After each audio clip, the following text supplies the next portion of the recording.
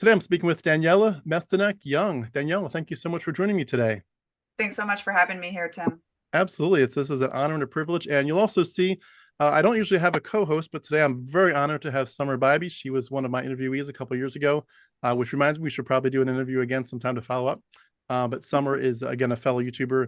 She did escape from the Church of God, a Pentecostal version of Christianity.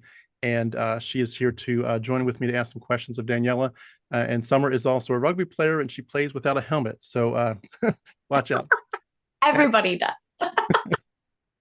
I don't think I could do that, Summer. I'd be too scared, but you're awesome. And Daniella Mestyanek Young is an author, a TEDx speaker, a U.S. Army combat veteran, an organizational behavioral specialist, and an extremely advanced knitter, as you can see, which I'm jealous of. Much of her focus is on thinking and studying through toxic and coercive group behavior and leadership demagoguery. She served as an intelligence officer for the U.S. Army for over 6 years, making the rank of captain. She became one of the first women in the U.S. Army to conduct deliberate ground combat operations as she volunteered to serve on a female engagement team in Afghanistan. She received the Presidential Volunteer Service Award from President Barack Obama. She lives with her husband and daughter in Maryland, and she holds a master's degree in industrial and organizational psychology from the Harvard Extension School. She was a third-generation member and survivor of an apocalyptic sex cult called the Children of God, which she wrote about extensively in a book called Uncultured. I have a copy of it here, and the paperback is also coming out very shortly. I'll have the link beneath our video for the Amazon page. Please go check that out. She also has a website called Unculture Yourself. I'll have that uncultureyourself.com. I'll have that link beneath our website. Besides what we know about you so far, Daniella, could you tell us more about yourself? Yeah, my quirky thing is I am an extremely advanced knitter. Right now, I am making a series of karma-inspired jackets from Taylor Swift for a Taylor Swift streaming party I'm going to have with my girlfriends at New Year's, and everyone's going to get a jacket. You can see here, this is the Evermore one. And yeah, I call myself these days a scholar of cults, extreme groups, and extremely bad leadership. And I'm writing now a second book, which is a research book called The Culting of America. And I've kind of broken down what a cult is into 10 parts. But then I'm going to show it to you in like legit cults like the Children of God. I'm going to show it to you in socially accepted cults like the U.S. Army. And then I'm also going to show you where these things are at in sort of your everyday groups.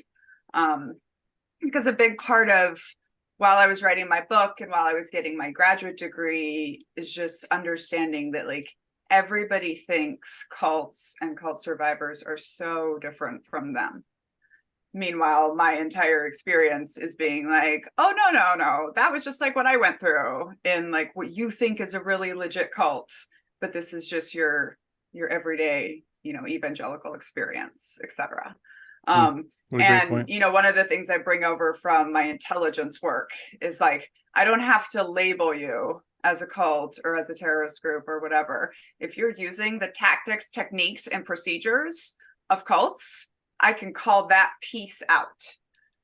So I can be like AA, for example, you rule through fear, telling people if they don't return to your program, they are going to die. That is a cult tactic.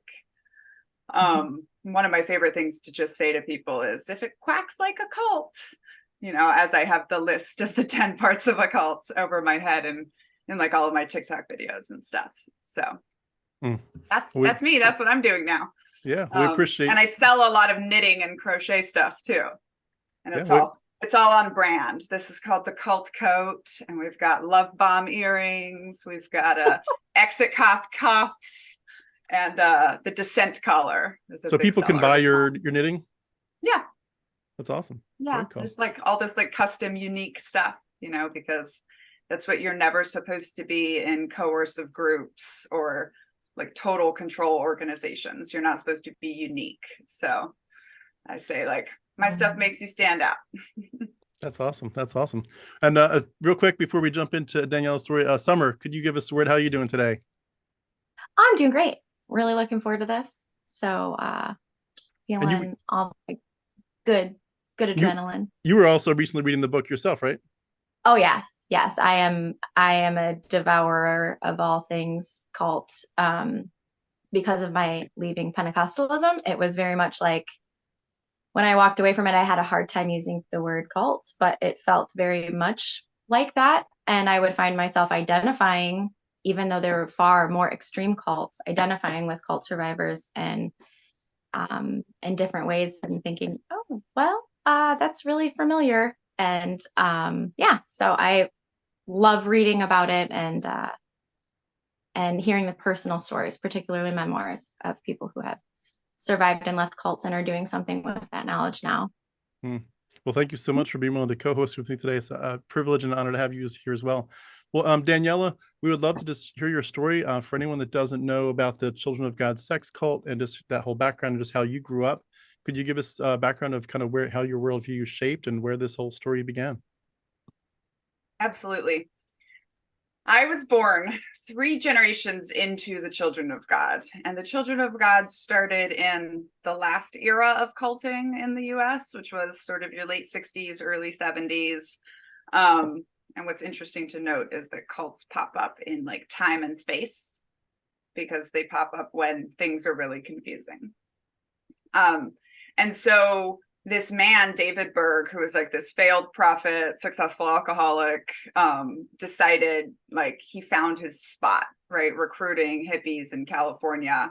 And he would literally say, you know, get them high on Jesus, right? So just like all of these seekers down on the beach, recruiting them into his Jesus army. The way I explain the doctrine is that he took regular evangelical Christianity, like conservative evangelicalism, purity culture, all of this, which is the tradition he came out of. His mother was an evangelical revivalist in the 30s. And he took the control of sex, the way the evangelical Christianity has it, and he just flipped it. And he just called it open love. I call it forced polyamory. Yeah. So when things start heating up in the 70s for cults, you've had Jonestown, you've had Charles Manson, you know, suddenly he gets the revelation from God that everyone should go travel the world, which is quite convenient when you've changed all your names. You know, you're all operating under false names and you're now operating all over the world. So my mom was born, she was one of the first 10 kids born in. And I should briefly say, so my grandfather had a really bad LSD trip one night. Next morning, sitting in the park, swears he met Satan last night, right? So he's sitting in the park with his head in his hands, and up walk the children of God. Right? Happy, shiny, singing to him. And so he goes off and joins them, brings his teenage girlfriend, and he is a college educated CPA. So he quickly becomes important to them in finance. So my mom's one of the first 10 kids born and raised in this atmosphere of what David Berg called sexually liberated children, which definitely was just pedophilia for God, is what I call it, is, you know, sort of how they explained it, God's love, etc. When my mom was 13, she was in this ceremony with the prophet with 14 girls that ranged from 14 years old to 3 and included the prophet's own daughter and granddaughter. And they were all married to the prophet. And the 3-year-old's mother ran the ceremony. This is one of my times to kind of like step out of storytelling and into like my extremism hat and just be like, everyone thinks they're gonna know the line in the sand, right? Like people think of extremism as this line in the sand, and they think that like when their guru starts justifying sex with children for God, they're gonna walk away. And I'm from the 10,000 people that didn't. And actually my grandmother did. And her oldest child was disappeared from her, which is how I ended up coming into the picture. So by the time my mom is 14, she's pregnant, and she's pregnant by the other finance guy. who is a few years older than her father. 39-year-old impregnates the 14-year-old. And this is actually the instigation for the leadership to realize, like, oh, this could be trouble, you know, if people start paying attention here. Can I ask you, Which, so her mother, your grandmother, she never got involved at all? so her, you know, the story we were told was that her grandmother left her behind, or her mother left her behind with her dad and dedicated her to God. It wasn't until I was 15 and moved out that I heard the other side, which was that they had disappeared her. That was the Children of God's official policy, though, was to sort of parentally kidnap and disappear children as needed. So I do believe that side of the story. But my mom didn't have contact with her. Like, I was standing with her when she was 30 and she called her mom for the first time because we were coming back to the US. Wow. It must have been heartbreaking from her perspective to just wonder what just happened. I mean, hopefully she didn't know the worst of it, but yeah, that's crazy. Well, and for me too, in my childhood, it was this very effective, you know, you better be good, because the Children of God breaks up families and sends people away. And ultimately, when I'm 5, my mom is 20, she has 2 kids, and she's married off to this man who's 40 years or 20 years older than her, who has been separated from his wife and 7 children, and, you know, brought into this leadership circle, and now married to my mom. And so it's a very effective one way of breaking like the parental link with children, but of also just sort of scaring children and parents so much into compliance. Well, and if I'm jumping ahead with this question, feel free to, we can table this, but how did the parents that were like in that first generation not, like you said, draw a line in the sand, at least on the severest parts of it? Because it seems like even if you were willing to put up with an awful lot of bad teachings, and obviously, you know, arguably there's a lot of groups doing a lot of bad stuff on a lot of levels, but like taking it to the level that the group you were in took it, it's so shocking to think that that adults, and especially parents, you know, parents that just want the best for their kids, that they wouldn't have said, "Oh, no way, no how, this is wrong." Yeah. As you reflect on that, what do you think I happened? mean, so part of my description, like my 10-part model of a cult, also involves understanding that like it's a journey. Or, you know, when I talk about both halves of my book, I say, look, it takes 10 months or 6 months to onboard into both the Children of God and the US Army, right? Like, it's this process, it's this journey. You're not given everything at once. I kind of describe it too as almost like a chess game, where you have your beginning game, your middle game, your end game, right? And by the time you're in your end game, like, you're willing to do some pretty intense stuff to win. But also, so I came up with this, and I'm writing about it in my next book, and I call it the sacred assumption. And the sacred assumption is essentially how I explain why people ultimately don't question and ultimately do these things. And so in every cult, you are kind of under one sacred assumption, right? Your worldview is transformed from whatever you came with to accept this one sacred assumption. In the Children of God, the sacred assumption was that David Berg was God's prophet. And so under the sacred assumption, you can justify anything, right? We see this again with NXIVM. The sacred assumption is that Keith Raniere is the smartest man on earth. And with no validation of this, right, they just accept that his program works and they will do anything. I say in the US Army, I think the sacred assumption is that the American flag is worth dying for, and you will do whatever it takes without questioning the sacred assumption. And to me, this is sort of how deprogramming works, if you will. It's like you have to crack that sacred assumption. I've heard this great atheist creator on TikTok talk about how you have to convince Christians that God is not good before you can convince Christians that God is not real. The first- is that the when sacred you- assumption is that God is good, and therefore everything that God supposedly does is good. Yes, Daniela, when you said, like, when you brought up sacred assumption, I remember thinking, like, I wonder what mine was, because I've listened to some of your TikToks too, where I've heard you talk a little bit about this. And I was like, I wonder what my sacred assumption was as a Pentecostal believer, just being raised in like a kind of a pretty regular Christian church, right? And then I was like, it was that God is good. Like, that's what I wrote down. It's that, like, and it's not like an extreme one, but it's like that basically he can't do anything bad or wrong. So everything that he said is good. And therefore I will do anything that supposedly comes from God because he's good. He can't be both bad and good. He's just good.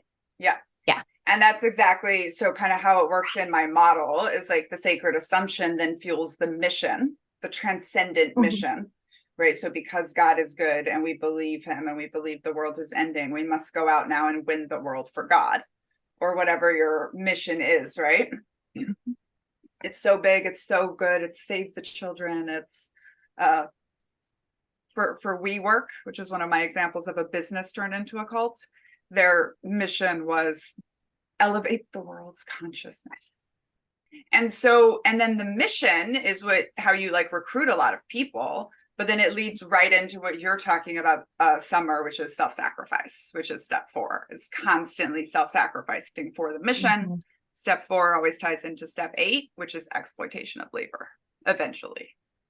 And so this is kind of how it connects, right? But there's always, when you go back, like there's always that sacred assumption.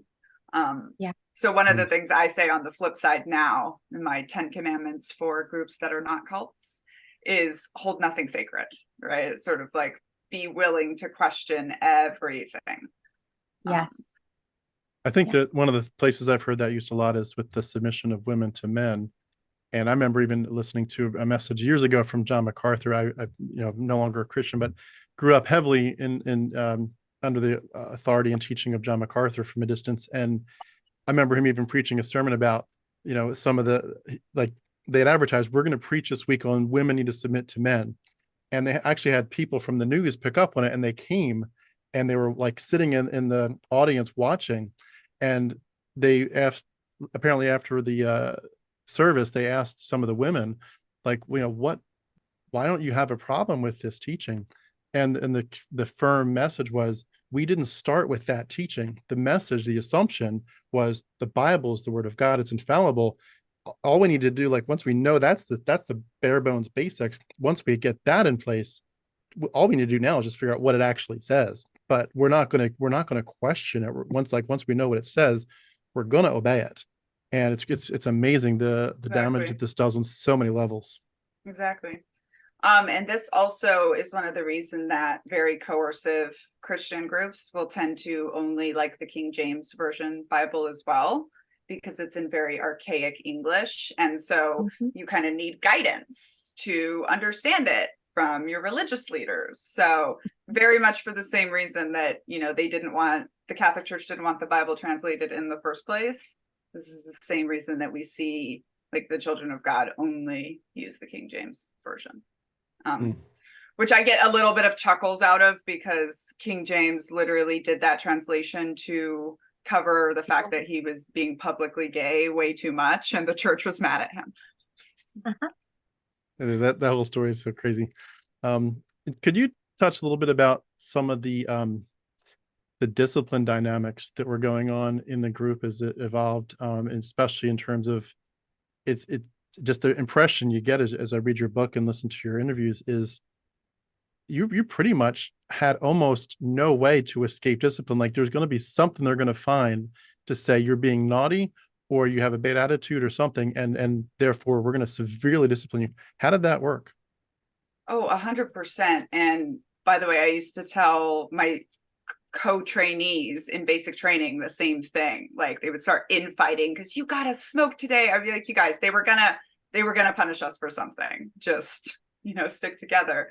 I think once they started having children, they need to come up with a way to break the children. One thing I say that becomes very obvious, and that us younger cult scholars are bringing to the table is that adults and children program very differently, right? So adults buy into their own programming, right? So me in the army, every time something was crazy, I'm the little voice in my own head going, Daniella, you signed up for this. Daniella, just play the game. Daniella, just drink the Kool-Aid, right? As children, we're not going to do that. We're going to ask questions. So coercive groups almost always will then come up with very, very strict discipline policies. And the Children of God was no exception, right? So David Berg openly advocated that babies at 6 months of age should be spanked, and basically every kind of corporal abusive punishment. I make the sort of analogy in the book that it equates to torture. And what I think is worth talking about is that when children behave perfectly all of the time, that should be a warning sign, and we see it over and over again with the Duggars and Ruby Frank. And if you look at the transcripts or books or anything of Waco, right, the FBI agents are just over the moon with these children and how well behaved they are and how they'll sit for hours listening to a speech in the middle of the night. And that's not well behaved. That's terrified and abused children, right? So lots of discipline, and it really didn't matter. And really, with the way we lived in communes of hundreds of people, it was not only what you said, that you were going to get disciplined every day, but you just had no idea, right? You had no idea which rule to follow, and ultimately it didn't really matter. But one of the things that I describe is just the worst part of growing up there, I don't think, was any individual abuse. And there was all of it. We go there in some of the chapters, but overall, it was just, growing up in 2 straight lines, never having spontaneous moments of joy, because you never knew what would get you in trouble. So very much like being a soldier all the time, being on guard all the time.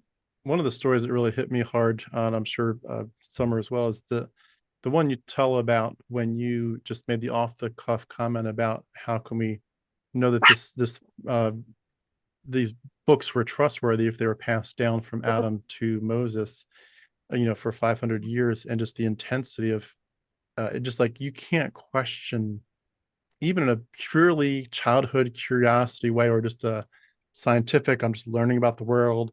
How does this work? Right. How does that work? The fact that you couldn't even ask the most basic questions, and as much as the story that follows is obviously exponentially more intense than anything I've ever seen or heard, the starting point was very similar of don't go there. You don't question this message.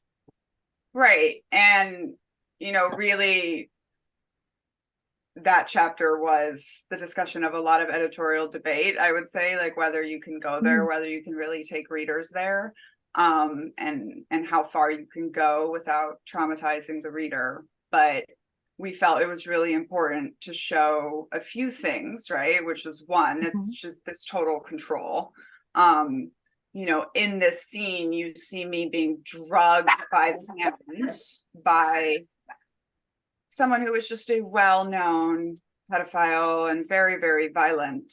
And I'm drugged right past my dad, who says nothing, right? And who then doesn't question where I am for the next 10 hours, and doesn't question when I show back up clearly broken, right? And this is kind of my analogy later on of the good uncles and the good men in the military, that are still in the background there supporting these systems. And then the third thing is even though, at the time I was growing up, the Children of God had rebranded. They were the family. They did not do stuff like that. They had very strict rules supposedly about child abuse and sexual abuse. But when you have absolute control and nobody is allowed to question, this is what happens anyways. Right. And unfortunately, and I think even more heartbreakingly in my case, because my mom had grown up in the same environment, Like, I thought everybody knew what was happening to me in that basement, and that was just what happened when we questioned. Fortunately, unfortunately for me, probably in large part because I'm neurodiverse, I never learned to stop asking questions. So, I think in some ways that really worked out for me, because a very important part of programming is physical pain, isolation, right? There's all these parts of it, but it ends with small acts of kindness. And I think sometimes they forgot that with me. So my brainwashing didn't take, right? I was always I can't wait to escape you people. I was thinking about that as I was reading your book, because for me, I was very much brainwashed. But when I asked curious questions as a child, my dad provided me the circle reasoning and allowed me some space to like learn how I would effectively like defend my faith, because we were always trying to like get people to come into our faith and stuff and evangelize a lot. But within your cult, the Children of God, the family, you guys were so broken that it was almost like there was just like a desperation to get out and not to even conform, but just to like behave long enough, and without knowing where the lines were ever, because punishment was around every good or bad thing that you did. There was no incentive to learn it and like stay in it. It seems like very like not a great way to actually indoctrinate you, where it keeps you. But I was trying to find like the differences, and that was one of the big ones. But I also think that something needs to be said about your, like, speaking about your neurodivergence. There was a curiosity there as a child that you had that was just absolutely beautiful, to be able to like intellectually take that information you were given and ask questions. The broken phone was one of the most important stories in the book.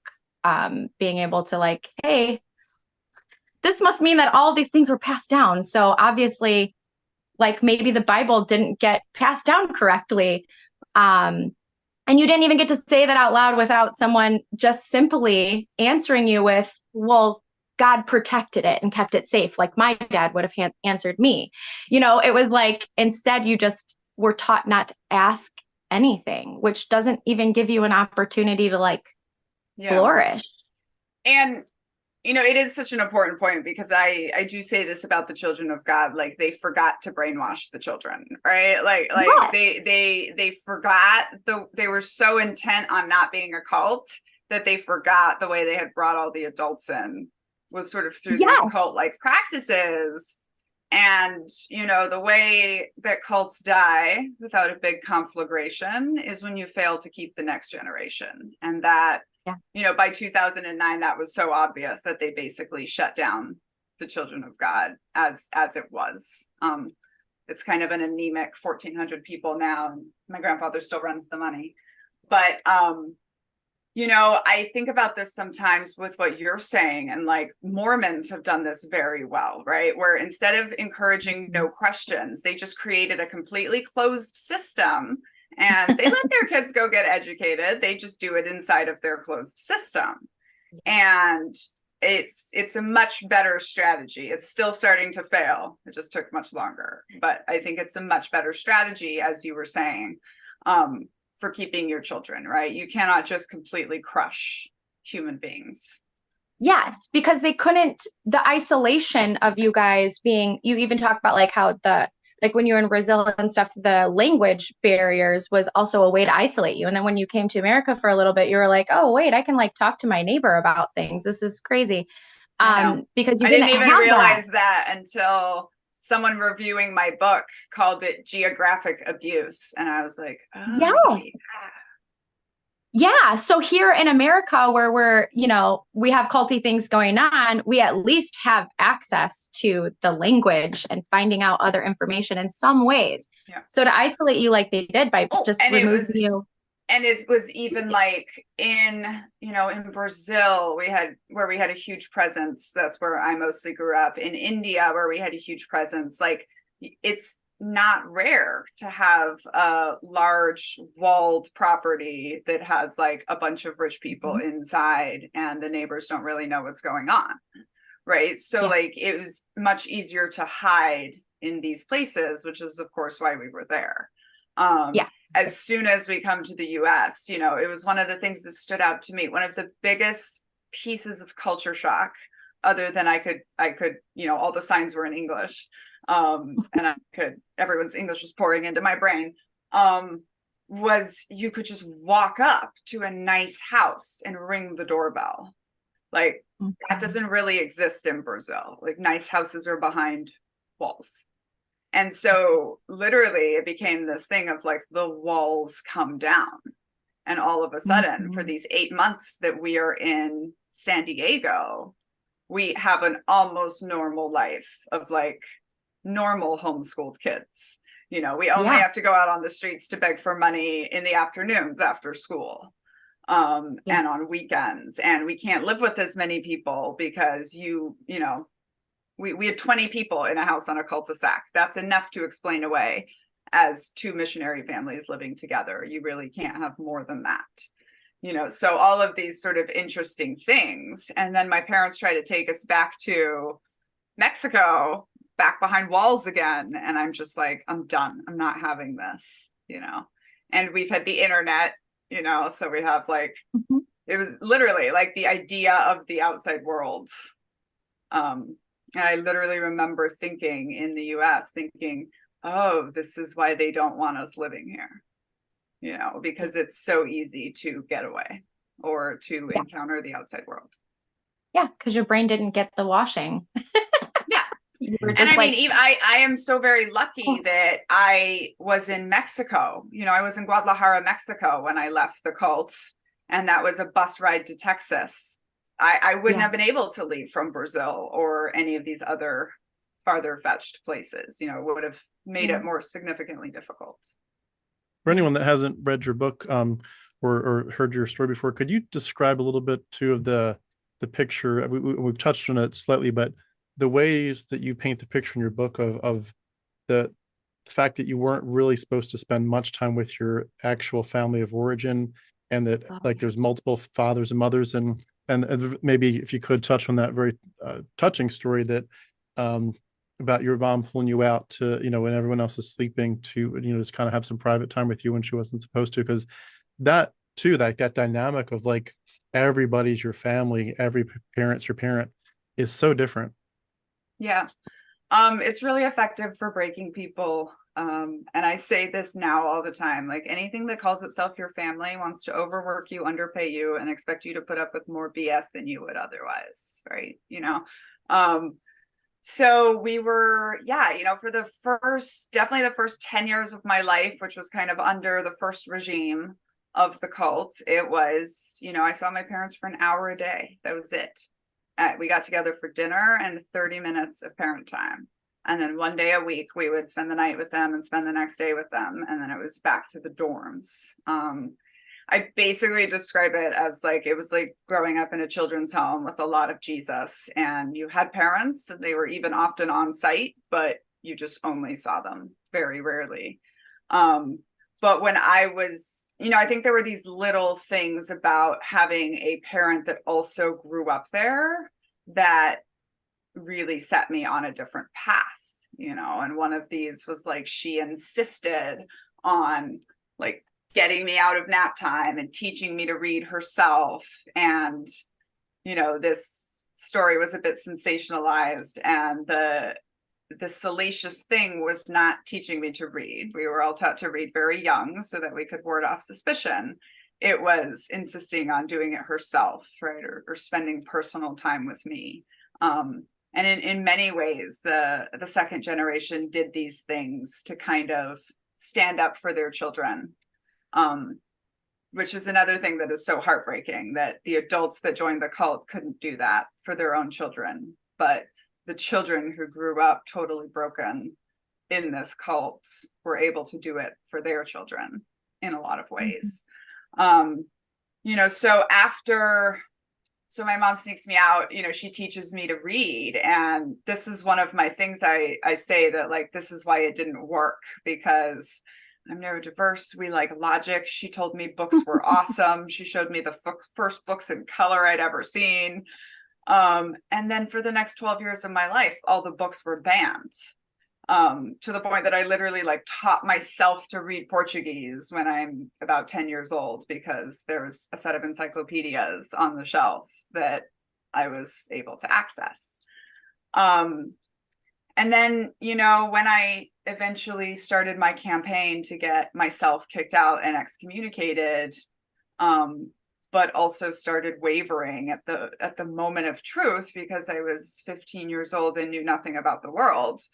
My mom would be the one who would like take me outside the commune and be like, just go, we've set up essentially a landing zone for you, like, go get out. And I'm very grateful to her for that. Not that the next decade wouldn't be very hard, because it would, but I'm grateful I got out. I'm grateful I got out before the age of 16, where I surely would have started to become saddled with children, because that was when we were adults. It's amazing too, the way that they seem to really prey, prey on your, not just your psychology, but even your emotions on so many levels. But when I read that part of the story, it struck me, because I've got 4 kids, age 8 and under, very busy house here, romper room, as it were. But they come crying to you all the time. Oh, I tripped and fell. Oh, the other kid hit me. Oh, where's my toy? And they come to you with this passion, and they need you to just say, it's going to be okay. I love you. Even just the simplest thing is saying, I'll take care of it. Don't worry about it. It's daddy can fix it. We do the whole Bob the Builder thing. Can daddy fix it? Yes, he can. And it puts a smile on their face. We wipe their tears, and 100 hugs a day. But when just my imagining, like, what it would be like for you, like when you tripped and fell and scraped your knee, that you might not necessarily be able to go to your own parents for a hug, or anyone for a hug. Could you talk about the emotions of how you we dealt usually with pain? got disciplined for clumsiness and accidents, because one of our prophet's doctrines was that nothing happens by accident. So if you have an accident, it is God punishing you. Wow. So a clumsy neurodiverse child like me that always had scraped knees, I would get punished for that. I cannot tell you how many lectures I sat through from my father talking about how my clumsiness was carelessness. And so you're basically taught to shut down and be numb from the very earliest days. Absolutely. Your mind did not stop, though. Yeah.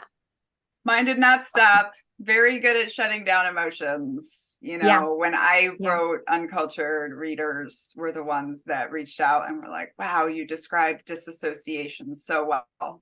And I was like, oh, is that what it is? Is that what I'm doing? I think it ties to why I was such a good runner in the military, like really good at holding my breath, really good at just pushing through pain. I remember winning a marathon, and I knew I won this marathon in Afghanistan where we were deployed, and I knew there would be press. And I remember just laughing at like anyone thinking that 3 hours of doing anything is hard. Yeah. That's a good point. I also ran a marathon, and I swear it's my ability to just disassociate and put my body through whatever that is made that possible. Well, and it's also the perfectionism, right? And we see this with kids from high demand religion who often do very well in the military. Same for Prince Harry. Like when you didn't have an opportunity to be a child, when from a very young age you were being taught to shut down your own emotions, that you were supposed to be a good group member. Like when I, in the prologue of Uncultured, have this realization on day 1 of basic training, oh, I just joined another cult. Like, I wasn't scared. I was like, oh, I'll be good at this. Like, I'll be so much better than all these other children. And I try to describe it to people, and only people from sort of high control groups or religions understand this. It was just like, I don't think I was a great runner. I think running was the thing you had to do in the army to be at the top. I think if it had been chemistry tests, I would have gotten A in chemistry tests, even though I can't science at all. Right? Like I wasn't a great athlete. I just threw myself at the pavement, and my body, just like my mind, is not going to take no for an answer. Yeah. And of course, I'm 100% disabled and 36. So took me a long time and a very big breakdown to kind of realize, like, you can't just outrun the trauma. And also perfectionism is just self-hate. And it's what it's what we're taught, you know, when we are raised in these systems. We are taught the opposite of unconditional love. We are taught you only get love if you're perfect. And there's also this like subtle thing where, you know, in the children of God, they always told us you're nothing without Jesus. If anyone gave you a compliment, the response is it's only Jesus. And so when I then rejected Jesus, I think I subconsciously had to spend the next 20 years proving, you know, I am in fact something without Jesus. My earrings are upside down crosses, and they say I am my own, because that was such a profound thing that I had to understand about myself, was that I have to trust myself. Like today, getting ready, I was feeling anxious, and then like my technology wasn't working like I needed it to. And I'm like, I did all of this prep work and things aren't working well. And I like, sometimes even still 10 years later, I have an instinct to pray and ask for God's help, but it's very, very rare. And today I was like, I wish I had something to come through for me right now to help me get through this. And I remember thinking, like I typically do once I get through that process, is I did it all those years myself. That was always me. So this Holy Spirit that I needed is not coming. I always did it. I just did it through a different lens at the time. And I always say, you know, being an atheist is great until people you love die. Right. I mean, it's until you have these moments of, like you said, like, I wish there was something to help me. But at the end of the day, it's that voice is not God. That voice is you speaking to you, you know, like it is. I'm watching my daughter with this. My daughter is very pensive. She's a very active inner voice. It's very obvious. And she wants God in her life because she just doesn't kind of understand. And we're trying to help her through that. Could I ask what you mentioned, the perfectionism, which I was going to ask too about, is the way that affects so many of us, and it certainly it resonates with my story too. But when you look at the kids that you're raising, and we're raising, and Summer's got children too, just the idea of saying, I want this toxicity as much as I can see, you know, we all have blinders on, but as much as I can take the blinders off, I want to stop it in this generation. When you look at this and that deep, profound messaging of someone saying, you're just not good enough. And that comes out in so many ways. And I feel like there are people that I've interviewed or spoken with privately, and, you know, friend to friend relationships, where if they're really open, if you even just say the words, how are you dealing with feeling not good enough, they can start crying. It's just like the barriers come down, like, oh my gosh, like this, years after the trauma, I'm still feeling like I'm not good enough. And they're just on that rat race, the hamster wheel. How did you start to break that cycle as you were, having your baby, and as she was growing, realizing that you can change her, you know, the things that you can never reclaim for yourself, unfortunately, you can in a sense do the next best thing, which is to make sure she doesn't get that. How did you begin to think through and making sure she didn't feel anything less than like, sweetie, you're more than enough just the way you are? Yeah. You know, you describe here, I call the third phase of leaving the cult, which is moving forward with no models.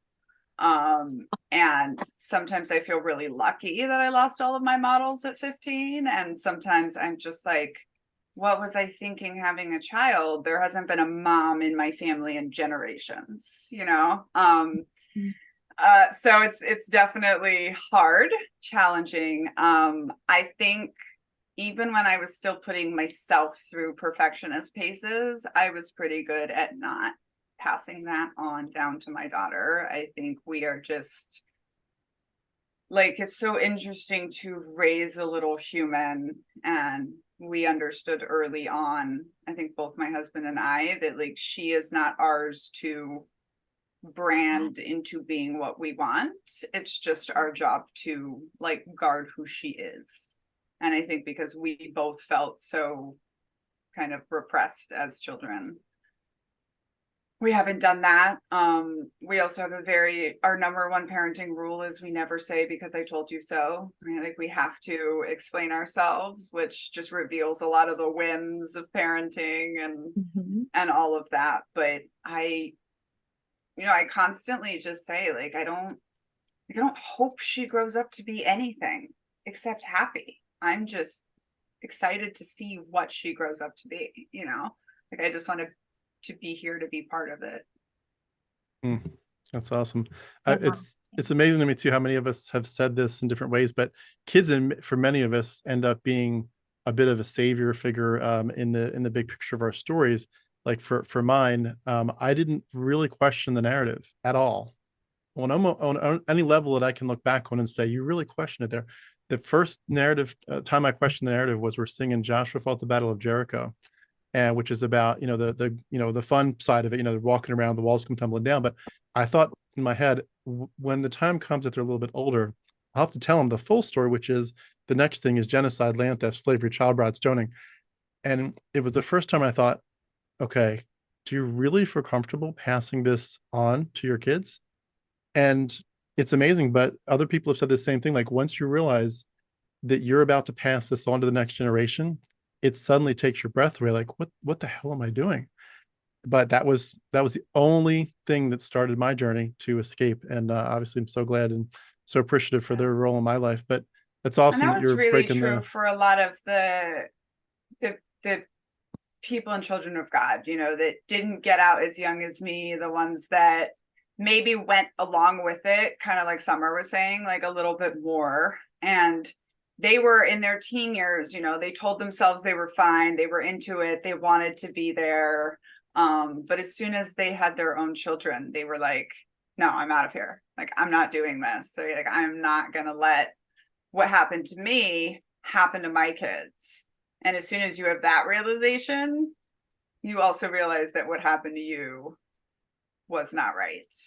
I recently saw this quote that was really powerful, which was, in order to do gentle parenting, you really have to believe that children don't need fear and pain and violence in order to learn, which also means you have to accept that you didn't need any of that in order to learn either. Yeah, absolutely. That's awesome. Well, nothing but applause on this side for the ways you're breaking those we used to call them generational curses as Christians, but it's still in some ways that breaking those chains. Yeah. And I think it's still hard, right? Because I'm not a fan of this narrative that healing kind of happens in a straight line, like I'm still healing so much every day, which of course means I have passed so much generational trauma onto her, and some of it we pass, not even knowing, right? Like we don't even understand yet how much we pass through our genetics. And I think that can be hard, but I also think that this is, on the whole, I think this is what millennials, like this is what our generation is going to go down as standing for, was just like, we were like, no, generational trauma ends with us. Like, we don't care if you call us the soft generation, snowflakes, whatever, like, we are going to respect our children, not expect them to respect us. We are going to treat them with love. And yes, yeah, I think we're just now, like, I look at this generation Alpha, and I'm like, this is the first generation that's really being raised, especially the girls, without like anyone telling them like what to do, what to think, what to be.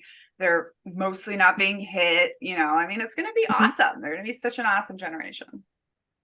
So my daughter Ivy she's 5. And I had left the church probably right about the time I considered myself an atheist when she was born. So she's been raised with no religious indoctrination at all. Unlike my 2 boys who had a little bit, they're 11 and 12, but 12 and 13. Woo.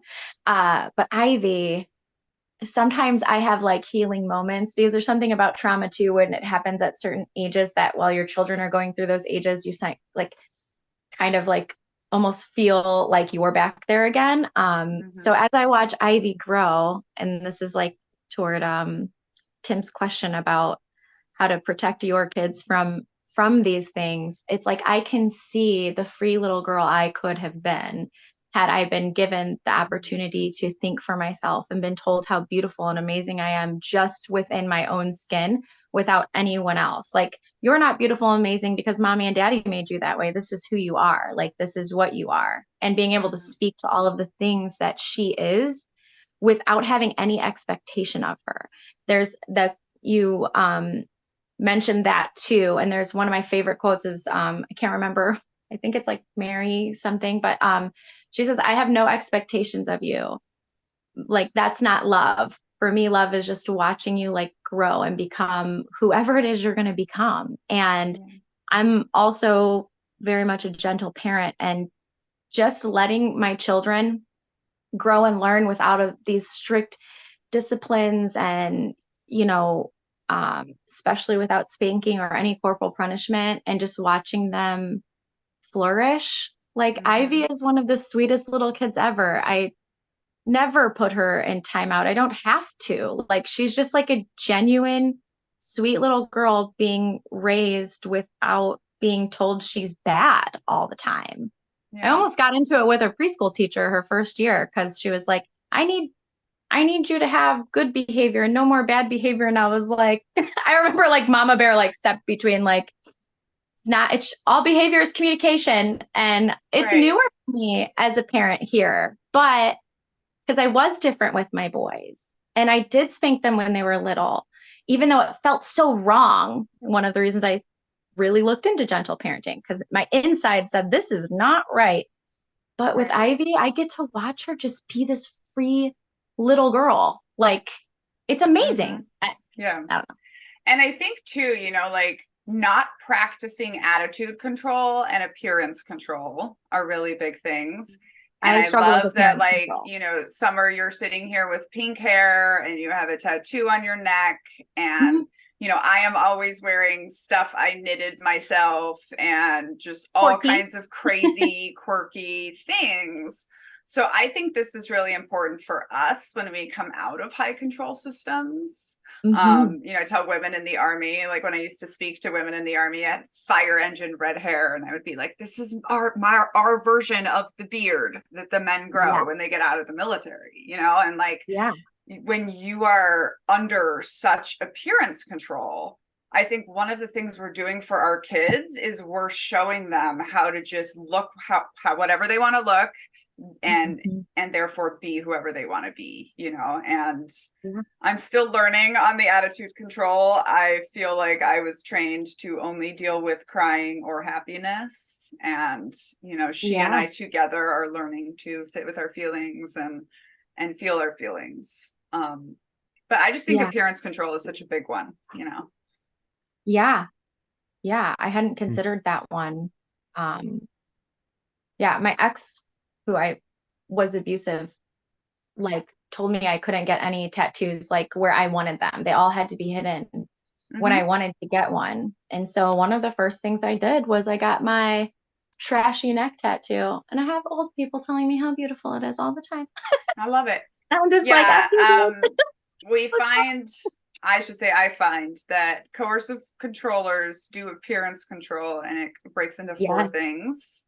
It's hair, it's body size, it's body coverage. Your tattoos would fall into that, and underwear. That's a big one for you too. But it's a big one for everyone.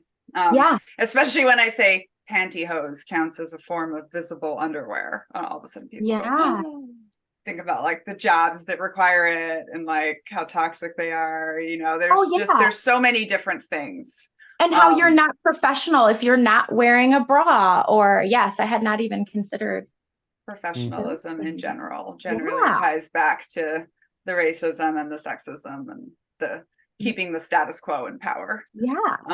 which is part of why I love to sit here with my Harvard degree and my super successful book and giant earrings and like wear things I knitted myself. I love it. Or I don't know if you've seen my videos. I do videos, all of my videos about how cults like to control your underwear.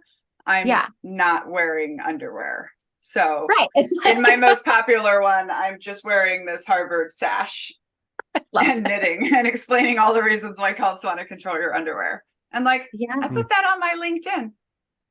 People try to tell me it's not professional. I'm like, don't care. I don't answer to you. Right. I'm successful without it. So. I went to a pretty conservative school for my freshman year called Bob Jones University. And I don't know if you've heard of that, but they have. Oh, I have done many a podcast episode about Bob Jones University. Okay. So you know the rule book and all that, and all the ways you can get in trouble there. But you know, very, very much I understand that idea. And it creates you literally aren't thinking through, like you were kind of indicating the cult leaders weren't thinking through how is the next generation actually going to process this, and they're not seeing the seeds of dissent that are being sown. But it's the same thing, like when you have people in all kinds of backgrounds, denominationally and cult wise, but when you have people that are literally for years at a time having to put up a facade, you know, eventually that's going to crumble, and you're going to realize people are going to see through it, or you're going to make a mistake. You're going to, you know, do you have a secret life, and then you're going to get caught, but it's going to crumble at some point. And I switched to a more liberal school from the rest of my college time called Lancaster Bible College. But I remember in the dorm, the guys talking almost nonstop, and we're talking about, you know, preacher boys, the guys that are expected to be pastors in 2 or 3 years. They're all struggling with their thought life, sex thoughts and masturbation. And they feel like they're absolutely worthless as in their Christian walk because they're struggling with their thought lives. And yet out on the facade, oh, we're good Christian guys, we're about to be pastors. Right. And they're crumbling. They feel like if someone really knew who I am, I shouldn't really be acceptable as a pastoral candidate. But you know, that's their career, that's their aspiration. And so it just the whole thing continues. This is exactly why cults have purity requirements. Yes. Yeah. And when I say purity requirements, it's not just sexual purity, right? But any version of I don't eat X, that's a purity requirement. I don't drink X, I don't put X in my body, right? No drugs, no alcohol policies, those are purity requirements. I don't wear X, I don't put X in my hair, right? These are all purity requirements. And the reason they are so conducive to coercive control is because human beings are really super bad at being pure and perfect. And so we, especially with things that are natural, right? Like sexual thoughts or wanting to drink alcohol, which every culture on earth has developed, right? Like, so we're really bad at that. And so we are constantly criticizing ourselves. We're constantly watching ourselves, right? But also when you put these requirements in place, you're constantly watching each other. You know, and this is part of what I say about underwear, right? If you have the underwear requirement, like in the Army, they have required underwear, there's never any scheduled inspection. But if you have a requirement, that means it gives people the right to check. So predators can walk up to someone and just be like, show me your underwear, and it's acceptable. And you have this same thing, right, with the watching. And you see this in my book in the Army side as well, because when we deploy, all of a sudden we are under evangelical purity standards of no sex. Literally even people that were married to each other. And so all of a sudden, as I say, you know, it doesn't make sex taboo. It makes having the vagina taboo. It means you're watched all the time. And, you know, it's so crazy because when I was getting ready to go back on my second deployment, I was like, at this point, I've been in this unit for 4 years. Everyone thinks of me as nothing but a professional. Everyone knows they have to compete with me on the merits. As soon as we deploy, all they have to do is say I might be sleeping with so-and-so. You know, and I was just like dreading it so badly because I knew how it goes. That's how purity requirements work. Hyper judgment culture. Exactly. And going back to your book, I do want to ask, there's, you know, a dozen different big topics in there, but one of the biggest ones, of course, is apocalypticism. we all, probably Summer and I saw it on some levels. I was under the preaching for many years of the guys that were talking about the end times. Harold Camping, if you know that name, listened to him for years growing up as a kid. The date setters, but apocalypticism in your group was taken to a whole different level, that way beyond what I could have even imagined. Could you talk about how they treated that, and especially how they were preparing you as kids for when when the shit hit the fan with that whole, especially the way that they were going to attack your cult specifically? Yeah. When I look at warning flags for groups or individual leaders, I always say it's a focus on your own uniqueness. That's the flag, right? Like, we are the one, we are the people. So yeah, Children of God believe that David Berg was the prophet of God for the end time, right? Like, he was born to usher in the apocalypse and try to save the world. And he had this very, very detailed policy of what was going to happen. And it tied in, of course, to peace in the Middle East. I'm sure they're all going crazy now with their prophecies from God about what's going on. And we were taught to believe it was going to happen any day. For a long time, we were taught to believe it was going to happen in 1993. Which is when I was 6 years old. So for the first 6 years of my life, that is what we believed. And ultimately I describe, the hook for Children of God was love, faith in Jesus. But what it actually was religious prostitution, pedophilia for God, and preparing for the apocalypse. And that was really our big focus. And what happens with apocalypticism is you don't prepare, right? If you think you're all going to die, you don't have to prepare to live.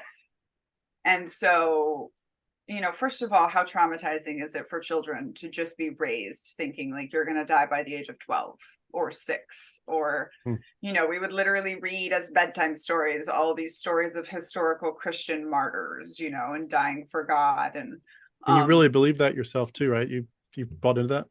I mean, yeah, I don't think it was until 9/11 that I questioned, like, if they were right. I just knew I was going to get away from them. So I guess you just believe what you're around, There's a deconstruction song where she talks about, like, I sat in science class and fantasized about being killed for Christ, basically, and I'm like, yep, like, I can very much relate to that. And of course, in our cult, they brought a huge sexual programming aspect into it. So we had this document called Heaven's Girl, which was a kid's comic about this girl that was going to lead us in the end time. And she was based off these 13-year-old girls. And, probably the strongest scene is her being gang raped by Antichrist soldiers. And she's just submitting to them because this is a wonderful opportunity to witness to them about Jesus. And these were the sort of programming tips that were given to the children. And it's interesting because I thought, looking at the story of my life, that my trauma trigger point was deploying and being surrounded by all of these dangerous men. But it wasn't until my editor got a hold of Uncultured, and she points out that in basic training, I am having flashbacks. Yes. So in basic training, that chapter, which is called Drink the Kool-Aid, opens up with me, running through the woods and running away from Antichrist soldiers. And it's, these battle drills we're doing when I'm 7 years old. Yeah. Yeah. And you would literally go through, you said the word drills, but as kids, you would literally practice for when they were going to come get you, right? Oh, yeah. Yeah. Oh, yeah. Like, we definitely, like, the Army has a official training that they send pilots and air crew through, and it's called SEER school, survival, evasion, resistance, and something. Anyways, my husband's gone through it a couple times because he's a helicopter pilot, and it's kind of like they teach you these survival skills and they release you in the woods, and then you get hunted down, and within a few days everybody's caught, and then you go through what they say publicly is they're allowed to break one small bone in your body, but you go through some withstanding torture training, and then you are released. And I would say we did versions of that in my childhood, you know, where we were training for the Antichrist and the adults were hunting us, and there was all kinds of crazy shenanigans. What did you expect to happen as soon as that phase of human history had it in reality? What was going to happen next? Were you all going to go to heaven? Oh, we would all die in 7 years. So we were told that the first 3 years would be sort of so there was going to be a peace treaty, right? And whoever negotiated the peace treaty between Palestinians and Israelis, he was the Antichrist, right? So kind of stealing a lot of beliefs from Christian Zionism and whatnot. And then we were going to have the period of 7 years, and 3.5 years in, he was going to break the treaty and force everyone to get the mark of the beast. And at that point, we were all on the run and literally dying. And knowing later, getting very educated on terrorism and insurgency, like I would say we were raised to be God's insurgency during the end time. And then at its 7 years was when Jesus was actually going to come back, and all the good people were going to be raptured. And then there was going to be 1,000 years of peace on earth. And then there was going to be another giant battle. Yeah, Armageddon. Did they see other Christians as going to heaven, or was your group the only one that was going to make it? We saw other Christians as going to heaven, but heaven had levels, and like the children of God were the Christianiest Christians. Yeah, for sure.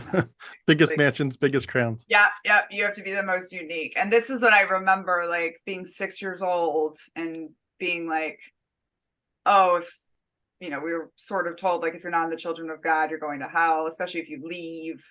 But I'm just being like, man, hell's gonna suck. Like, I'm not going there. So they preached a literal hellfire. I think like he was caught up by his own policies, because he wanted only the children of God, right? Like, we are God's elite, like we are only, but then he wanted power from saying that all these spirits talked to him from heaven. So then he basically had to say that like all good dead people were in heaven. So then you can't say only we're going to heaven. So you're kind of caught up in he also once got a prophecy from Elvis's wife, who was not dead. Nice. You would think that would cause some people to question. You would think. But there's always an explanation. They preached a literal hellfire? Oh yeah. Okay. We definitely literal hellfire. Yeah. Sort of taking my questions to what my channel is more about, your personal relationship with God, with Jesus. We've talked a lot about the man-made constructs and rules. How much of this did you see in your worldview, in your belief system as a young child, as actually rules that God had definitely set up? And when you were perhaps in a spot as a child where you had the privacy, that you weren't under the threat of someone's about to hurt you or do anything to discipline you, that it was just you in the quietness of your own heart for hours at a time, your thoughts, and God. Did you feel like God had saved you? Did you feel like God loved you? Did you feel like you were a child of God by way of, like we would have said, the death and resurrection of Christ and his righteousness being applied to us? Like, what did it mean to you to be right with God? And did you feel like you could talk to God at all? I know a lot of it's woven in, like God's angry at you, so maybe it wasn't. Nothing. But how did it work? Nothing. I don't think I was ever religious. Really? I think, like, when I look back, I think I was just a little critical atheist that was born to religious fundamentalism. And like, these people had me, and there were certainly times in my life when I would try to like get the spirit and go talk to God and like get prophecies and essentially try to play the game. But I don't think I ever believed it, and I don't think I've ever needed it. Like, I have zero spiritual curiosity. Or I just say, like, there's enough interesting things on earth and problems on earth, and I've just never wondered where we came from, never wondered where we're going. My description of my mansion in heaven was I just would have time and space to read all the books ever written. Like that was kind of as far as I went. And I, when I was leaving the cult, I remember my mom specifically asking me, do you still believe in Jesus? And thinking no, but saying yes, because I couldn't like break her heart that much. Yeah. But just telling myself like, I'm not going to try to figure it out. Like I'm going to just try to survive. I knew 15 with $0 in a country by myself, like I've got to survive. And I remember literally thinking to myself, when I'm like old and settled and like 19 or something, I'll go to the mountains and I'll think about religion and figure out what I believe. And by the time I was old and 19, I was just very much a staunch atheist. It's interesting because I think it comes back to the forgetting to actually brainwash the next generation of children. Like you didn't need to believe in it. It didn't save you from anything. Believing in it didn't save you from any punishment and saved you from nothing. You would rather burn in hell because it was so terrible that if that's what I have to do, then oh well. Like in Heaven's Girl, you say, one day I knew I'd become a systemite. You were like, I'm ready to get out as soon as I possibly can escape this mess. Yeah. And I've always, like, I don't know if you've ever heard of Pascal's dilemma. Yeah, yes. Pascal's wager. Yeah. And so I always basically flip it and I say Daniella's wager is like, if there's no God, then I'm fine. And if there is a God and he wants to send me to hell after everything I've suffered in his or her name, then that God sucks. And I don't want to be in heaven with him anyways. It's this whole realization of like, your God is a jerk. So if you're telling me this is God, I don't want this, and that was sort of my realization in that really intense chapter. It's just like, they're telling us rape is love. Well, if this is love, I don't want love. Right? Like you can tell me it's good. You can tell me it's love, but like they never made us love Jesus or God. They never actually encouraged us to have a relationship, right? Like when you were describing like being alone for hours and like the only time I was ever alone was when I was in solitary confinement. So, I never went for a walk by myself until I was almost 16 years old, walking under the freeway to go to my job, so we didn't have that. Like there was all of this pretense of having a relationship with God, but they really forgot to teach the children how to have actual never made a real yeah. It seems like that what we're talking about too is, as much as it's on a much lesser degree in some ways compared to what you went through, but I think the some of the principles carry over to the more mainstream versions of Christianity, in that we're frequently hearing messages and songs of you're a good father, you're so loving, but when you really do get down to the actual texts, it talks exponentially in the Bible about how if you do it God's way and you love him, he'll love you back, he'll bless you, but if you don't, he'll curse you.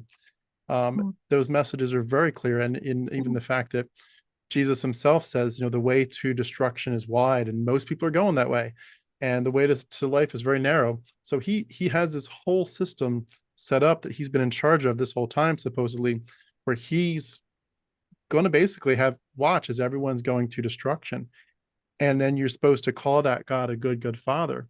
And it's one of the most interesting things to me, and even looking back at myself, like the Stockholm syndrome, like, why were you in love with your captor? He's a psychopath. But when you're in it, you just can't see it. And it's staggering to the imagination. I will tell you, you both will appreciate this story. There was one thing that they did that they didn't realize they were doing, which was when the prophet died and his wife took over, I would just say she was just a whole different brand of crazy.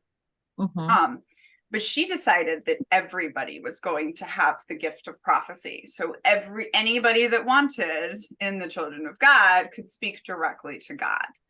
And what this did was this gave us journaling privacy, because all of a sudden, this is my prophecy book, right? This isn't a journal. This is my record of God speaking to me. And I'm encouraged to have a private relationship with God.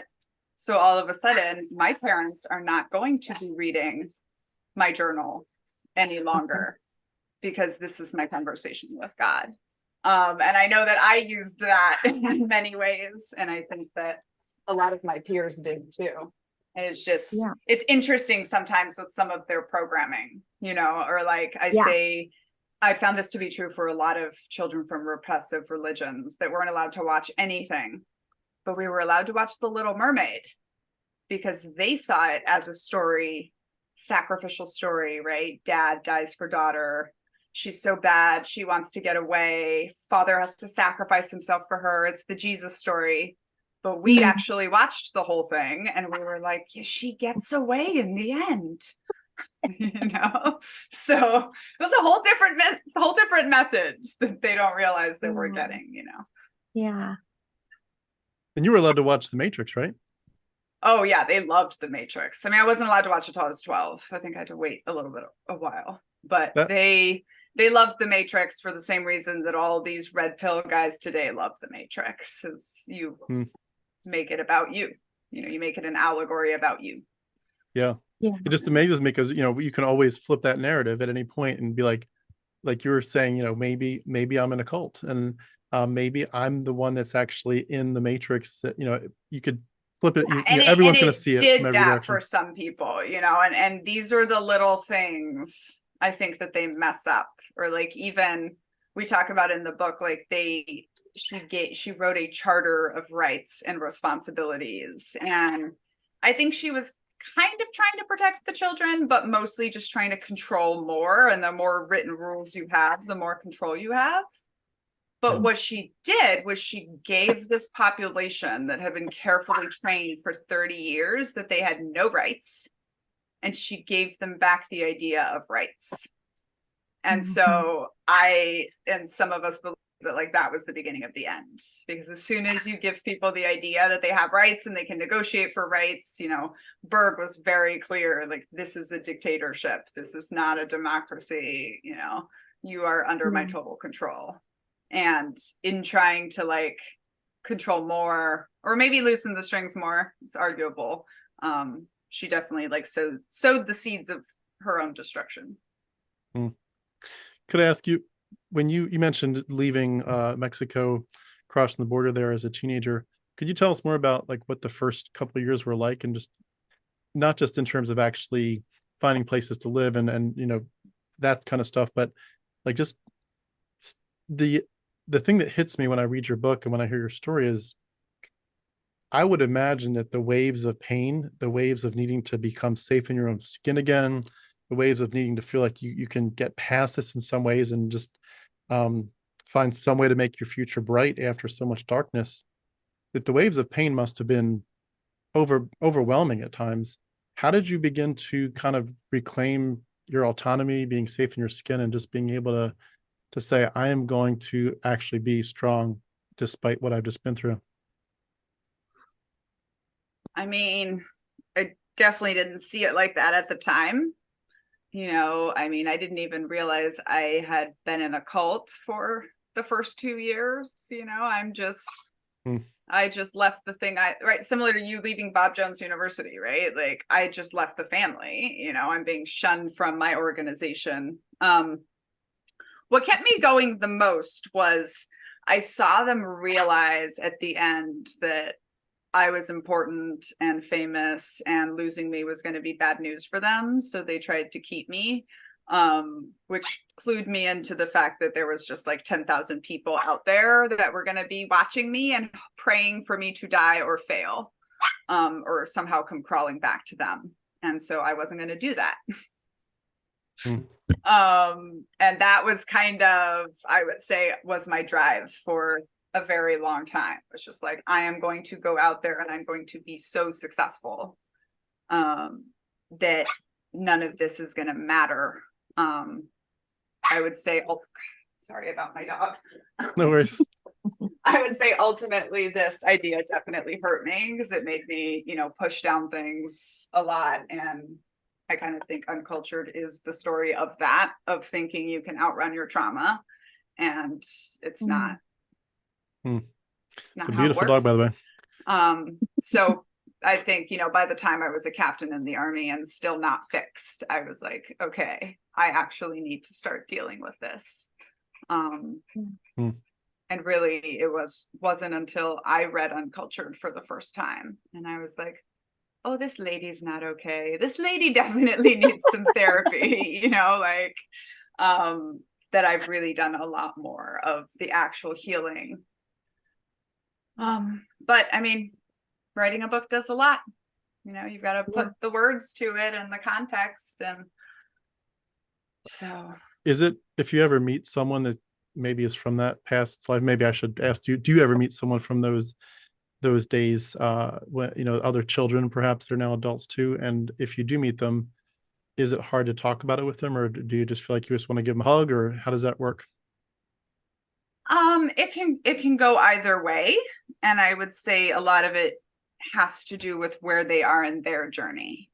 I've definitely learned that I cannot be around large groups of children of God survivors. In the same way, it's not a good idea for me to be around large groups of veterans, because it's really hard to discuss something when you don't have a shared reality. And so, you know, my experience was once I started calling it a cult, I could no longer call it a missionary group. And once I started calling it child trafficking, I could no longer call it witnessing or missionary work. Yeah. And some of them are very much just not there yet. But for others, I mean, what we do as writers is we do the work to find the language and add the context, you know. So reading other books helped me. One of the books, the quote that's at the top of the cover, was called Jesus Land, and it was about two kids that got sent to Mike Pence owned religious prison camp in the Dominican Republic. And it was reading that book that like really gave me a lot of context and language for how I was going to describe both growing up in the Children of God and basic training, because it was kind of the perfect analogy for both. But then like I put the word religious prison camp in my book so that when other Children of God members read it, you know, some of even my own siblings, some of the children and many of the boys and men that weren't like, the best way I can say this is if you grew up in the Children of God and you were not actively being raped as a child, they don't understand why they're messed up. And so I tried to put language and context to the fact that it wasn't just the sexual abuse that was the worst, right? It was this entire experience. Yes. And so I've definitely met Children of God people since then, or had peers of mine, you know, read it and have very good responses, have the responses that you want. What, when you look at the phrase feeling safe in your own skin, do you feel like you're at that point in life where you'd say you're safe in your own skin? Or is that a daily? I'm definitely at that. I'm definitely at that point. I'm not sure my brain always realizes it. You know, I have definitely carved out a nice life for myself, and you know, the story has a happy ending, but it is also just still a constant thing. One of the lines I really like is a Taylor Swift line where she talks about her calamitous love and her insurmountable grief, you know, and I think that sums up for me a lot. Like I have this perfect storybook love affair, an amazing child, amazing family, like such a good friends. We're settled in an amazing neighborhood. But I won't get a childhood back, you know. I will always have these hard things. But one of the things I really like to say anytime I'm talking to readers of my book is, you know, so much of the book is about being alone, right? So much of the trauma I think of coercive systems in general is about being alone, you know, and not having true community. And like, I still get triggered back to these places, you know, I don't know if that will change or when that will change. But like where I was 6 and alone in a basement, or where I was 24 and alone on a tower in Afghanistan, you know, almost 20,000 people are there with me now. Yeah. Yeah. We're all reading and connecting, and You know, I mean, I don't feel alone anymore. Yeah. Mm. Yeah. That's the That's so power powerful. of a memoir, honestly, like being able, thank you so much for doing the intellectual work. I know that it takes a lot to continue doing like the emotional connecting work. Your brain is beautiful. The way that you've been able to connect dots and intellectually tell your story. There were points that were gut wrenching for me because I wasn't connecting emotionally while there was just like words on a paper, and I was like, oh no, like, whew, I can't breathe through this. I had some you were talking about whether you were going to include the abuse with Uncle Jerry. And it was like, those things were so disturbing for me, but also the things that like I want to know and I need to know to connect. So even though it's hard to share that and really go there,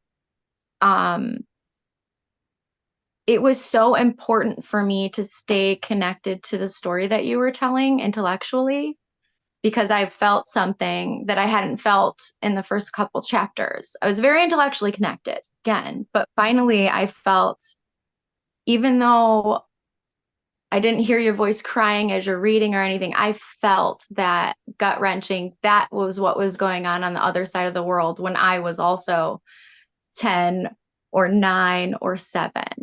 And sorry, I do get a little, I'm very connected to my emotions, and it can be very disturbing and hard to get through sometimes. But I had some trauma triggers while I read, even though, because of the deep empathy, even though I didn't go through what you went through with that abuse, I was so deeply connected already to you and your story because of the parallels that the empathy was so intense. I had a rough couple of days, but in a very welcome way. People need to know and feel that in order to see for themselves how the culting of America will affect their day-to-day lives. If we don't see how these things can spin out of control, and how our own governments, systems like the military, are utilizing these tactics that are traumatizing our people. Like, this is such important work. And even though it's really hard to do, to include those things and have everybody know things that happened to you, even like the exposure aspect of it and all of it, like, you just did it so brilliantly. When I got to the military part, I hate the military. So I was like, oh God, she's a military woman. But then it was like, oh, did I just join another cult? And I was like, oh, this is an interesting connection. And I like perked up and was like so intrigued with your ability to put it all on paper. So this was a really interesting connection that I made, which was, I get told I don't seem like a cult survivor all the time. And I get told I don't look like a veteran all the time. And as I'm going through, you know, we got 19 rejections for Uncultured before January 6th, and then it sold to the first publisher who saw it.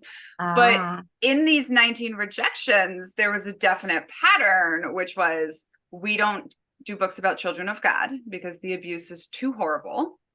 And we don't do books about military women because they don't sell. And so I'm looking at this going, okay, so nobody knows. Like, nobody knows what went on behind the walls of the children of God, because nobody goes there. Even in the books that have been written, they don't go as there as I went.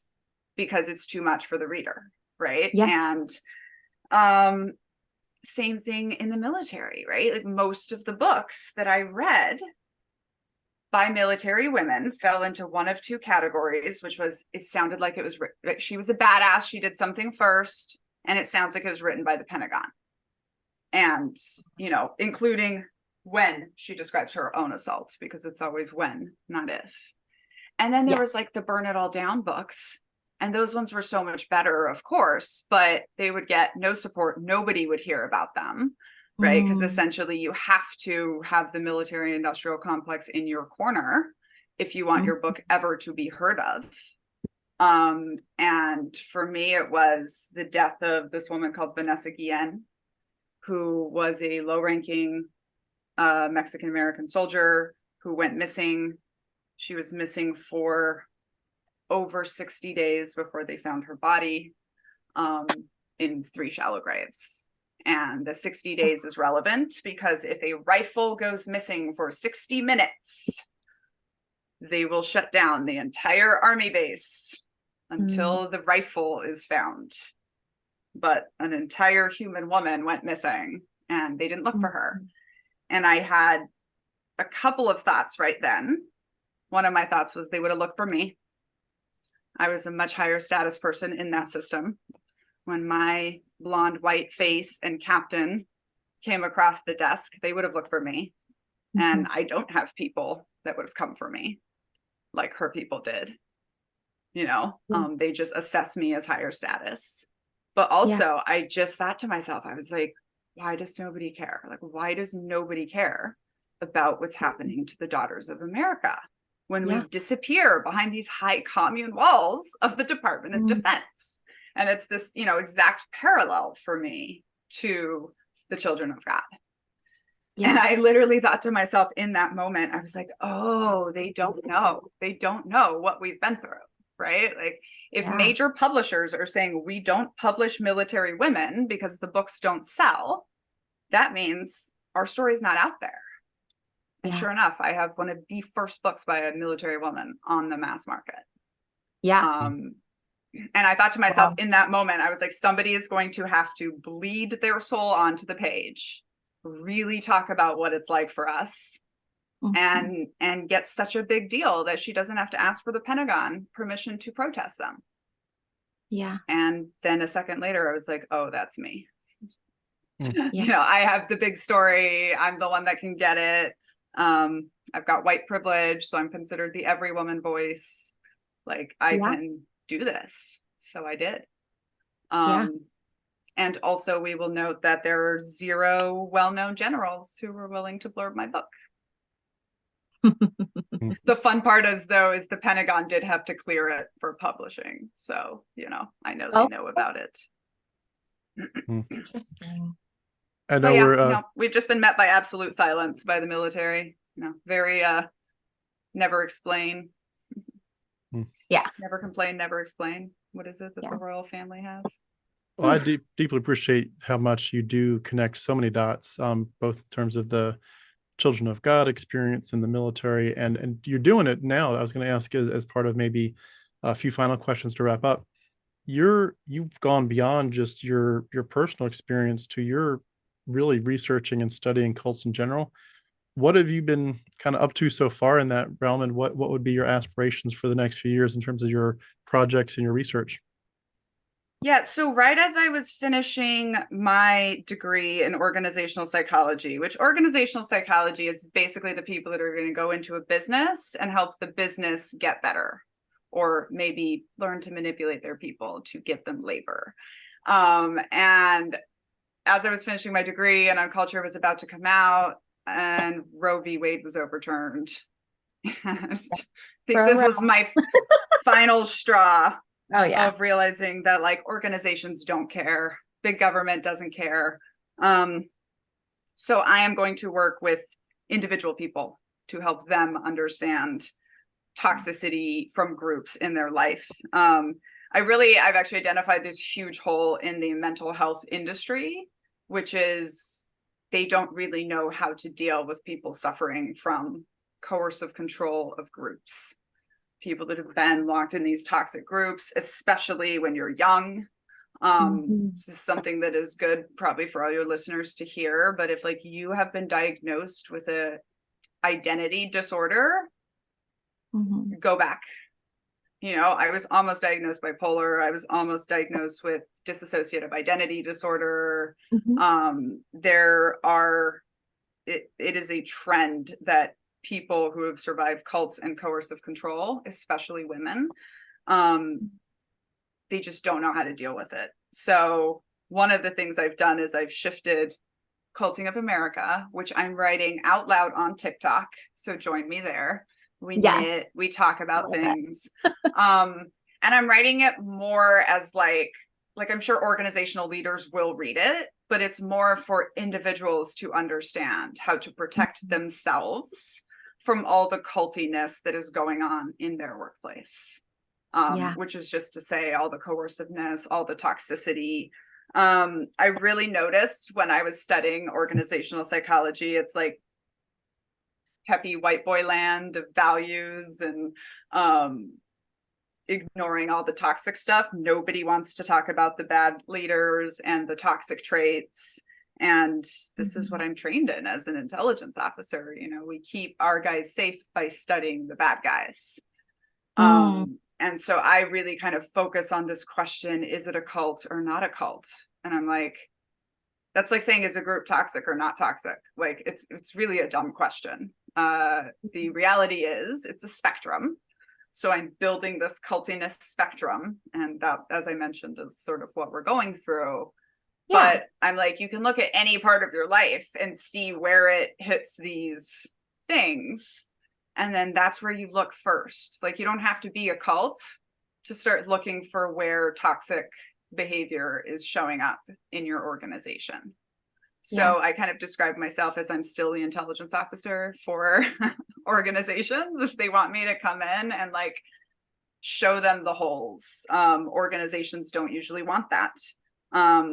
So as I said, writing this book for individuals, I actually do these super fun book clubs. They're all sold out now, but we read 12 cult books over a year and we get together and we just discuss, other people's stories, again, giving us the context and the language to describe our own stories and our own experiences. Because one of the powers of my story that I have found since publishing is that it is so extreme and people think they're not going to relate to it, and then they do, because you're not as different as you think you are from a cult.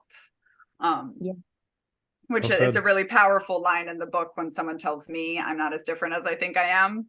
And now, I'm able to kind of use my story almost as a mirror for people like Summer, who might think that what she grew up in wasn't in any way like a cult. Like when you say cult, people always think them. But when you read the story or when you hear, these tactics, or, when I said the thing I said about family, right? Like anything that calls itself your family. And it's like, well, we can go into detail about familial language and how many cults use the word family, but like we can all think of an organization that has told us to think of them as family. So it's really just, I think I do the opposite of what most cult scholars have historically done. Try to really, really define it. I try to just expand the definition and be like, when toxicity is building in your organization, like these are the places you can spot it. And I do that in a lot of different ways. And I counsel people individually just on their group experience. And it's not therapy, but it goes really well with therapy if you have been through these kinds of things. And I was throwing a quick question related to that a little bit. Christian nationalism. Do you feel any compulsion to get involved in that discussion and the way that those cults are trying to take over? So I don't feel any compulsion to get involved in anything except what I want to, because that's part of me working on my missionizing and keeping it low.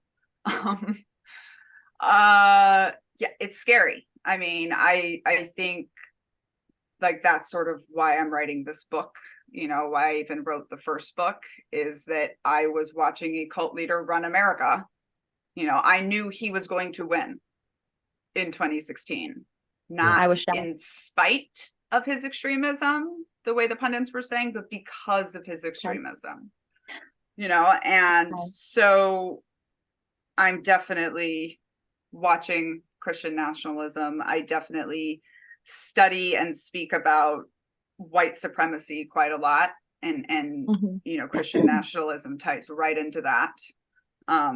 So there's a lot going on there. But I would say that, you know, there's another author named Sarah Kendzior who studied extremism or authoritarianism in Uzbekistan, and she's been writing books about America's descent to fascism and authoritarianism, and kind of any of us who have lived under just absolute top-down coercive control, I feel like have been on this campaign for the past 5 to 10 years of like, this is what's happening. This is what is happening in America, is the march to authoritarianism.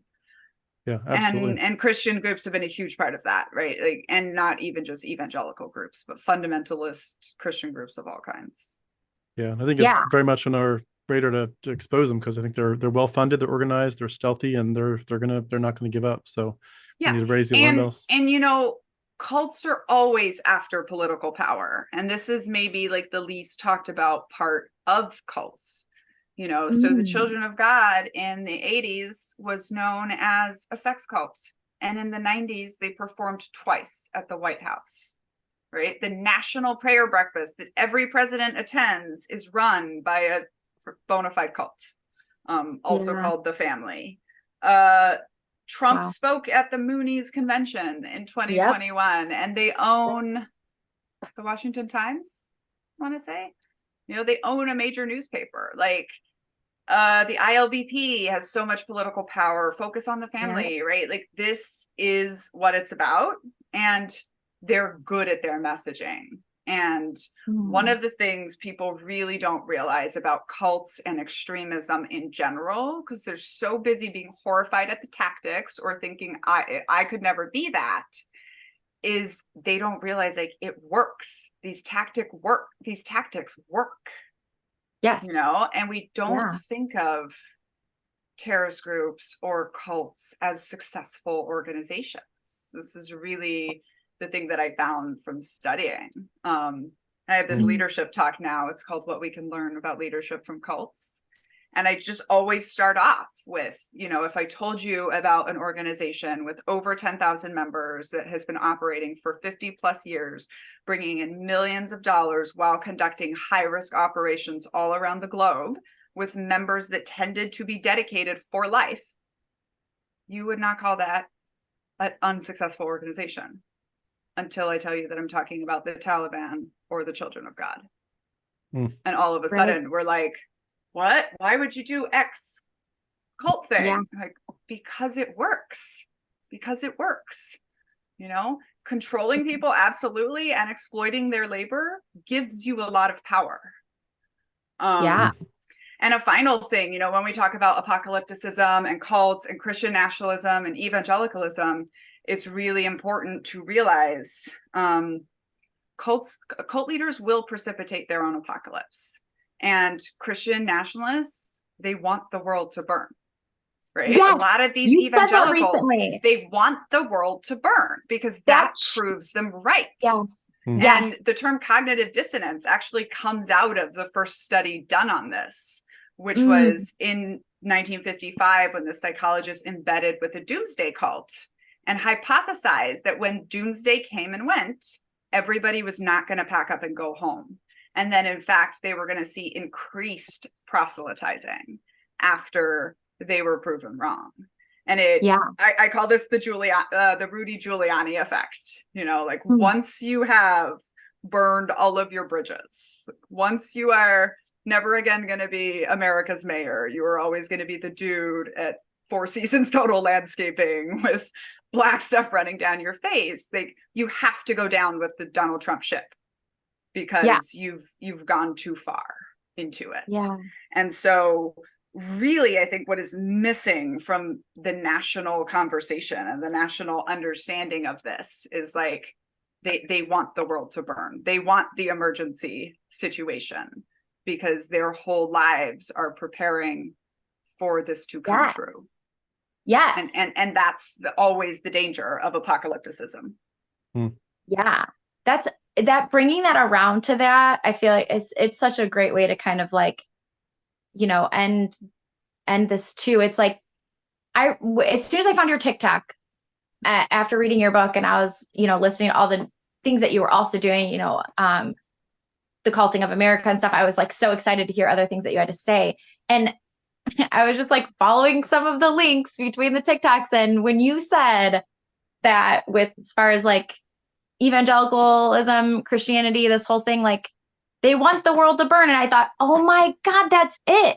They don't really think like, I started to process that, break it down. They don't really think that Trump is really like going to like save the world. They don't freaking care if he destroys the world. That's good for them. It brings on the next. In all of the discussion about Waco, right? It's always focused on like the FBI did this wrong, right? The ATF screwed this up. And like, I have never seen a really good discussion of the moment that David Koresh finds out the raid is coming. And he just looks up and he says, "It has begun." Right? Yeah. Like David Koresh was going to take them all down in flames. Yeah. Regardless of what the FBI did. Right? Yeah. So like not in any way defending what happened there on the side of the government, but like cult leaders will precipitate their own apocalypse. And I think we're sacrilegious enough on this channel for me to use my analogy. So my analogy is it's the same reason that people fake orgasms, right? When you're building and building and building, you have to have a climax eventually. Yeah. Yeah. And that's what happens in the all this destruction will bring on the point for a savior to help us in some way, even if it doesn't turn out to be like the real end. It's like a facilitated process. Part of how cults work and these total groups of coercive control is they work by hacking into like personality and motivation and keeping you always on edge. Right. Yeah. It's the same thing we struggle with when you're deployed with soldiers for a year. It's really hard to keep people motivated for a year. But you know what gets people really motivated? You know, that chapter in my book where we lost 10 of our guys? Yeah. We were pretty motivated after that. And we were pretty careful. And so you kind of see this same thing happening, right? It's like you're trying to keep people motivated for life. It doesn't work. You have to give them bangs and fire and convince them that this is real. Yeah. And this is really kind of the sad part, but this is where we're at. But I can give good news, which is I think that they're in their end game, right? So I think that when you are full on, stage 10 is full on ends justifies the means, anything goes. When 20% of veterans who have sworn to protect their countries against enemies, foreign and domestic, and 20% of the domestic enemies storming the Capitol are veterans, you know, they are full on in ends justifies the means. And I think they missed. I think, you know, January 6th was their big apocalypse and they didn't get it. I think they got Roe v. Wade too soon. And all they have left now is hating the LGBTQ and the trans community. And yes, it is scary. And yes, they are using the language of genocide. And we all need to call that out. But I also think it's just not enough. Hate is just not enough to motivate people. And we're seeing it with their children, right? They are not keeping the next generation. They're all talking to me on TikTok. You know, they're gone. These white male Christian Republicans that have no doubt that they have everyone under their coercive control. Like they don't listen to the songs their children are writing, which basically say, "You told me all my friends were going to hell, so screw you. I'm going to hell with them." So this is my hope. You know, I don't think that the Republican cult is really keeping their young people right now. So. Yeah, and hopefully we can keep on becoming a part of leaving the next generation better than we found it, and or the planet better than we found it, and doing some really good work to make sure that people get the information that they need. So I did just want to give a quick thought or two, and then I'm going to pass it to Summer for any final thoughts, then pass it to you for final thought, and then I'll wrap this up.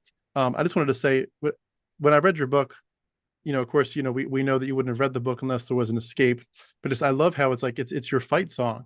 To quote that song, that it's your way of saying, yes, I'm telling my story. Yes, I'm a good storyteller.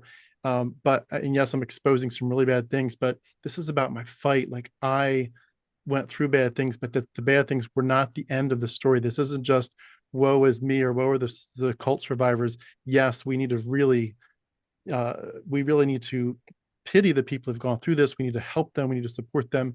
We need to help them to thrive if if we're able to in any way. We need to be able to grieve with them that it happened. But this isn't just like, this is a sad story. You took it to like, I'm a fighter. I'm going to win. I'm going to get through this. I'm going to make a difference. And I appreciate that so much, because there's so many people that just get so wounded. And some people legitimately need to take time to just say, I just need to step back. I can't even talk about this anymore. I need to think about it. I need to go to my happy place. But you took this dark thing and you turned it into something beautiful by saying, I'm going to fight. And you're fighting essentially too, for saying anyone else that's in these shoes, you can fight too. And I appreciate that so much. You did a great job. I'm absolutely beyond blown away at what you've done here. So Summer, did you have a final thought too? And then we'll pass it back to Danielle to wrap us up. Yeah, Danielle, I'm just so excited for your upcoming work, what you're going to continue doing with your life.